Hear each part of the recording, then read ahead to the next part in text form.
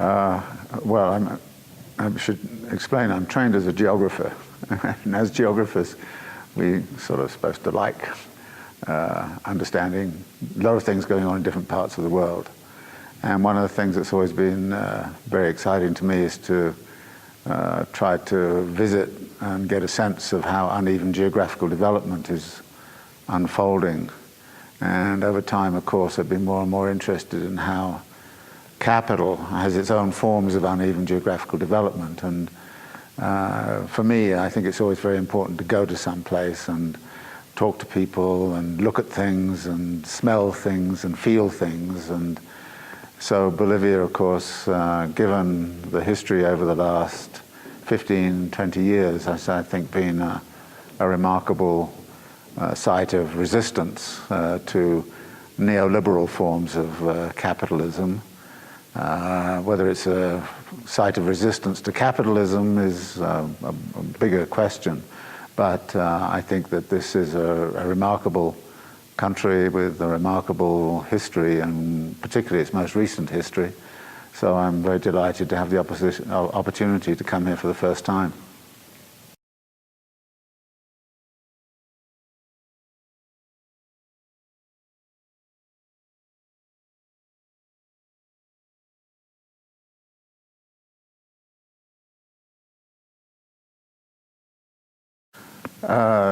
Well, this is a big question. I think it's important to understand that there was a revolution in many respects in the way in which global capital was working, which began in the 1970s, and we generally call it the neoliberal transformation.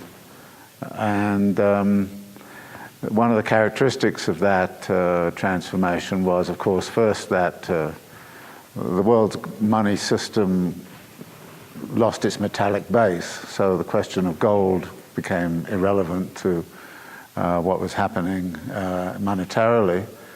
Along with that, there came an attempt to discipline labor, and one of the ways to do that was, of course, by liberating finance capital, which is what I call the butterfly form of capital. It can go around the world, it can land anywhere, it can disappear anywhere.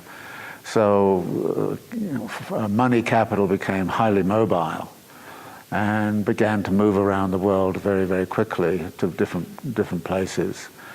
And as a result of that, there have been, since the 1970s, innumerable financial crises. If you count up the financial crises that existed between 1945 and 1975, you find very few. After 1975, well, it's Mexico in 1982, and then it's somewhere else, it's Bolivia, and of course it's, so the financial difficulties just keep running around the world, which matches with one of my theoretical points, which is that capital never solves its crisis problems. It only moves them around. So it's been moving around very, very quickly. And so, for instance, at the end of the 1990s, we have a huge crisis in East Asia, but it was contained in East Asia. Later on, we had crises in Brazil, and then, of course, Argentina blew up in 2001, 2002. And so the crisis is moving around. Finally, it comes to the United States in 2007, 2008. But I think the significance of it coming to the United States was the United States is the center of the world's monetary system. And it was only the United States that could make the crisis go completely global. And that, of course, takes the pressure off the United States. I mean, in East Asia in 1997, 98, or in Russia shortly afterwards, they had to solve their crises on their own. When the crisis hit the United States and the financial things became difficult in the United States, decisions were made. And I think the decision not to bail out Lehman Brothers in September of 2008 was almost a deliberate decision to send the crisis global, as far as it was possible to do so. And of course, everywhere in the world was hit to some degree or other. But some parts of the world were less hit than others. And that's where the uneven geographical development came in. China was hit very hard for about a year, then China revived. All of those countries that were supplying raw materials to China, I think, managed to come out of the crisis fairly quickly. And Latin America, I think, came out of it faster than, say, Europe did, or some other parts of the world.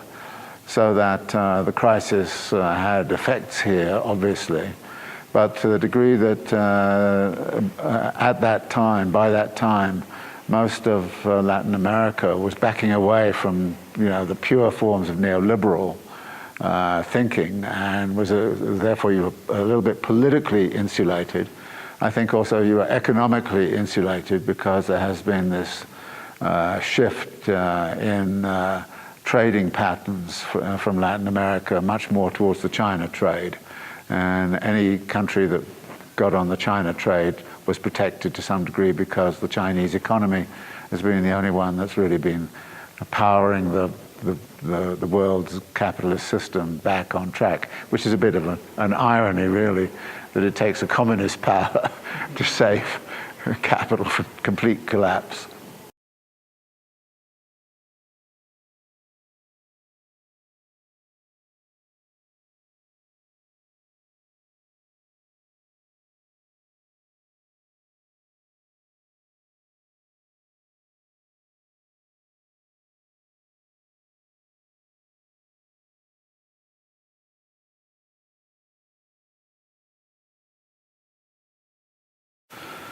Well, there are several different questions wrapped up there.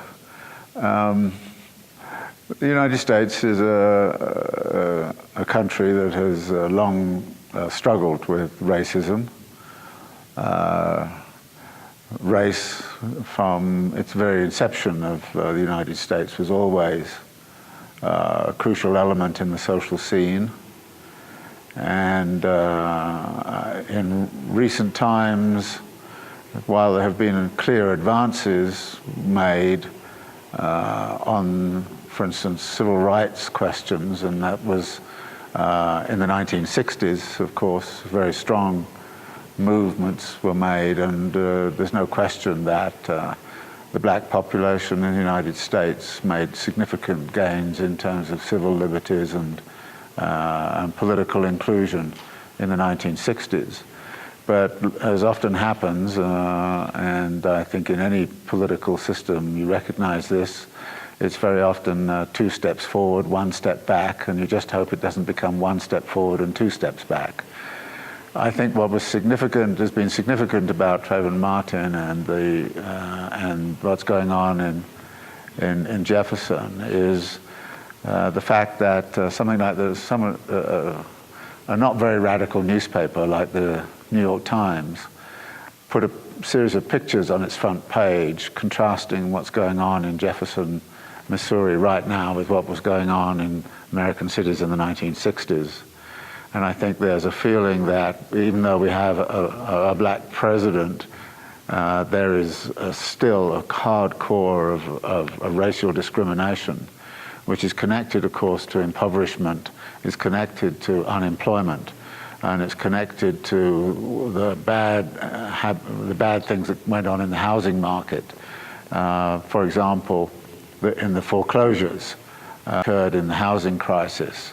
The first wave of foreclosures disproportionately hit black populations, immigrant populations, to some degree Hispanics and so on, and women. So there was a discriminatory effect of the crisis in terms of the housing crisis. So I think everybody's now recognizing that the gains that were made in the 1960s are in peril, and that something has to be done to actually reanimate the anti-racism campaigns that emerged in the 1960s. And of course the thing about the 1960s that was that there were uprisings in many cities in the United States. Los Angeles, Watts, Detroit, and then of course in the wake of the assassination of Martin Luther King, something like 120 cities in the United States were there was riot, revolution, uprisings. And this was actually a key feature, I think, that led white America to accommodate more to the idea of black rights. And I think we're seeing a little bit of a rerun of that, because there has been, if you like, 2 steps forward and 1 step back, and the 1 step back is what we're seeing in play in the Trayvon Martin case, and also what is happening in Jefferson, Missouri.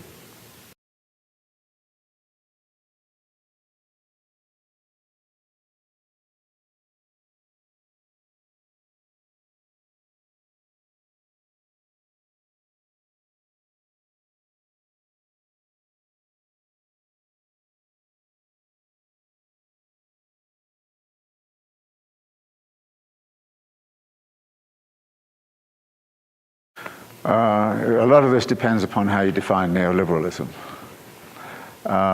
Some people define neoliberalism as a kind of utopian ideological project, which was superimposed by, certain influences and thinkers. Some people just regard it as a sort of the unfolding of a political project. In my own case, I've always regarded it as a class project to try to re-establish absolute class power, both economically and politically. And from that perspective, neoliberalism is certainly not over. It is in fact alive and strong. It has actually strengthened in the midst of the crisis. If you look at who has come out of the crisis very well, in the United States, for example, it's the top 1%. They've recovered. Any losses that they had in 2008 have been recovered. Billionaires around the world have actually recovered extremely well. The centralization of wealth and power has gone even further than it was before the crisis. There is a saying which is, never let a good crisis go to waste. So what do you see also? The crisis is now an excuse to impose austerity, which means cutting back on state expenditures, cutting back on social expenditures, actually cultivating unemployment, underemployment, precarious labor practices, so that actually the whole neoliberal project is going very, very well, if you think of it in those terms, and it has not been disappeared at all. The one thing, however, I think is important is that there was an ideological moment in which those people pursuing this kind of were sort of anti-state and anti-government and all those things. That was always a mask. It was never the case that the state was not heavily involved in supporting the neoliberal project. And in fact, it was the capturing of the state by money power which largely led the state into the kinds of practices in which it's, instead of redistributing income from the wealthy to the poor, it's been extracting wealth like crazy from the poor. And if we look at a process that I'm very interested in, which is what I call accumulation by dispossession, that the poor and even segments of the middle class are being dispossessed of many of their assets and many of their rights, pension rights and all those sorts of things, and rights to decent services and health care and free education, all those kinds of things. They're being destroyed in the name of, this is the path to get out of the crisis. So both in Europe and in North America, you see austerity being preached as part of the solution to the crisis, when austerity is about weakening the powers of the mass of the population for the benefit of the very, very top. So in terms of concentration of wealth and power, the top 1% are doing extremely well. They're not bothered at all by what has happened. And there is a tremendous concentration of corporate wealth and power, which of course, as I think you well know, here in Bolivia and elsewhere, is doing its best to extract as much wealth as it can from where the whole world, global economy, if it possibly can do so, if it doesn't face up to very strong kind of resistance.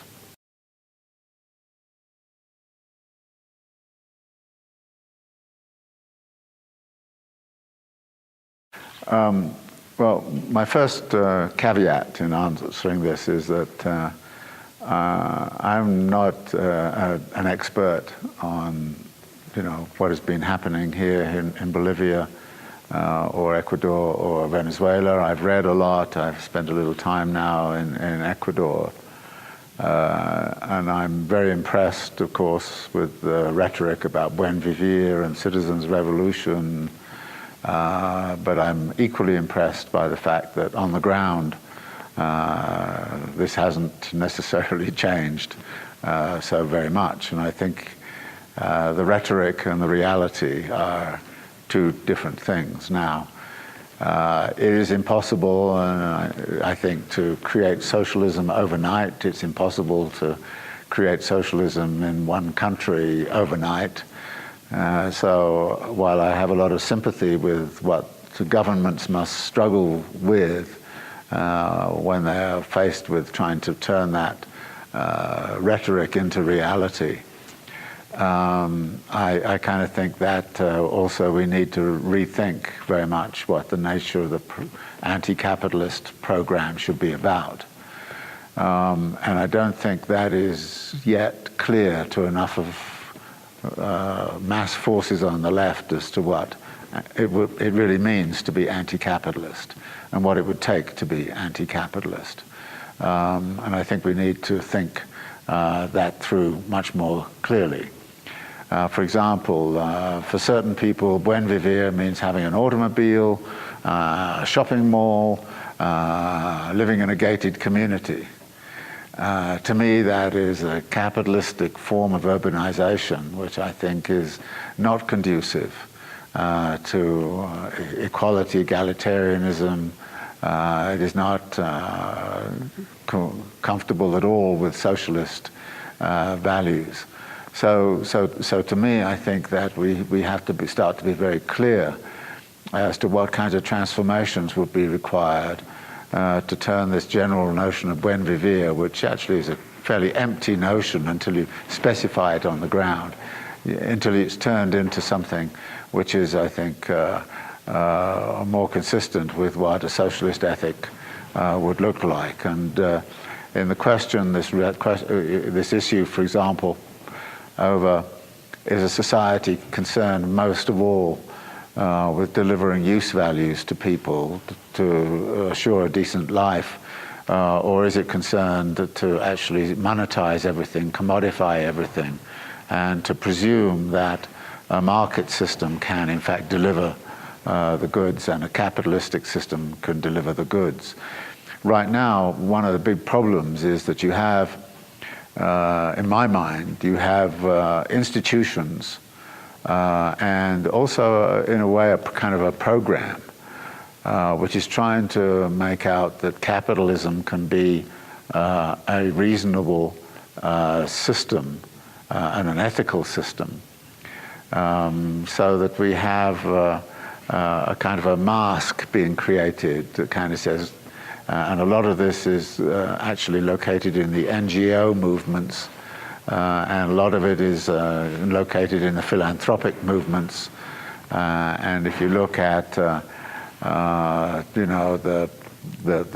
sort of the big philanthropy movements with, Soros and Gates Foundation and everything, and what they're doing is that in many respects it seems to me that there's an attempt to rebrand capitalism as having the capacity to be a good form of capitalism, and I'm very, very skeptical.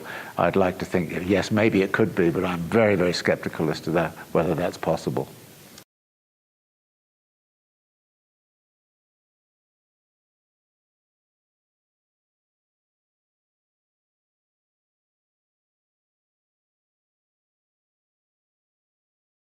One of the things I'm always impressed with, and I suppose this is my dialectical sense, which comes from thinking in Marxist terms, is you never look at anything and say it's all bad. You look at something and say, okay, this is the way capital is delivering commodities to people right now. It's doing it through construction of shopping centers, and there are many negative things to be said about that, which include, for example, the destruction of small shops and the destruction of proximity between people who produce food, for example, and who consume it, all those kinds of things. So you can make all kinds of criticisms. But at the same time, once we've got them, people start to use them in ways which in some instances are quite positive. They become utopian spaces where people can go and actually consort and develop social relations in a certain kind of way. And while I don't think that shopping centres are going to be the sites of revolutionary uprisings, on the other hand, I think that some of the discontents which we're now seeing, particularly in what you might call middle class and lower middle class segments of the population, are actually the shopping mall people who are getting more and more frustrated because, okay, it's a place of sociality. They go there, they see all of these commodities. They don't have the money to buy all of the commodities. It's a site of frustration as well as a site of fulfillment. And in fact, in some ways, it's a site where there's a good deal of critique of commodity culture, which is there ongoing in the mall itself. So it's not entirely a kind of a site which completely deadens people. It does that, but at the same time it's also a site where certain ideas and so on start to be generated, and new ways of socializing and new ways of doing politics and new ways of exploring liberatory practices can actually get instituted.